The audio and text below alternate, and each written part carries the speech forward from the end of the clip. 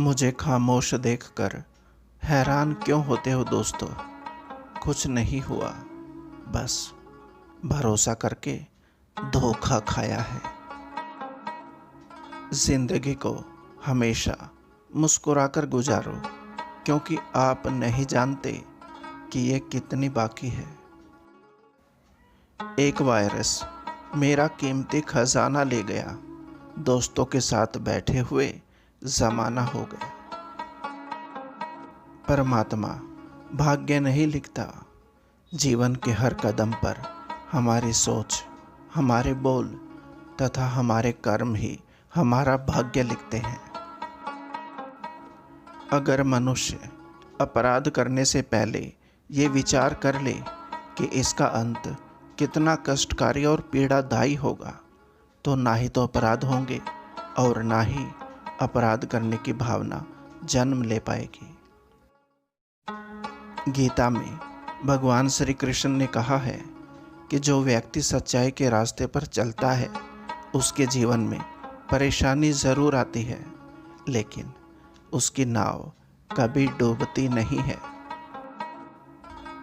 अच्छे रिश्तों को वादे और शर्तों की ज़रूरत नहीं होती, बस दो खूबसूरत लोग चाहिए, एक जो निभा सके और दूसरा इसको समझ सके।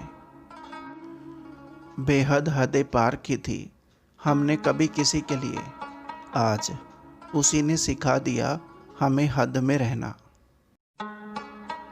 ना तो हम नास्तिक हैं, ना ही हम आस्तिक हैं, हम तो केवल वास्तविक हैं। जो अच्छा लगे उसको ग्रहण करो और जो बुरा लगे उसका त्याग करो, फिर चाहे वो विचार हो, कर्म हो, धर्म हो या फिर मनुष्य हो।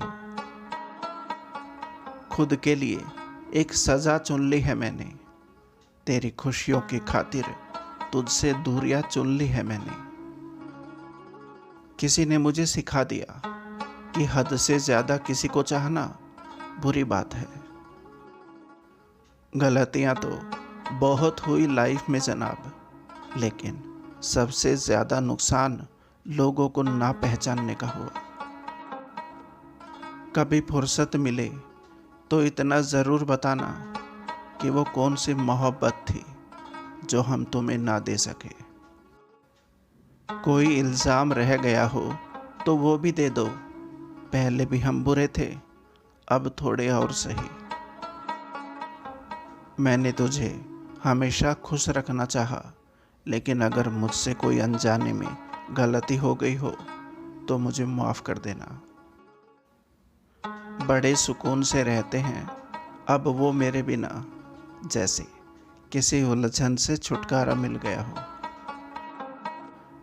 हंसने की आदत से मशहूर हुआ करते थे हम, भगवान खुश रखे उनको जिन्होंने हमें रोना सिखा दिया। बहुत बुरा लगता है जब हमसे घंटों बात करने वाले के पास आजकल मिनट का भी वक्त नहीं है। भरोसा सिर्फ उस ऊपर वाले पर करना जनाब, लोगों का क्या है, छोड़ जाते हैं, तोड़ जाते हैं, ज़रूरत पड़ने पर मुंह मोड़ जाते हैं। एक बार भूल से ही कहा होता कि हम किसी और के भी हैं, खुदा कसम हम तेरे साए से भी दूर रहते। कांच के टुकड़े बनकर बिखर गई है जिंदगी मेरी, हाथ जख्मी होने के डर से किसी ने समेटा ही नहीं।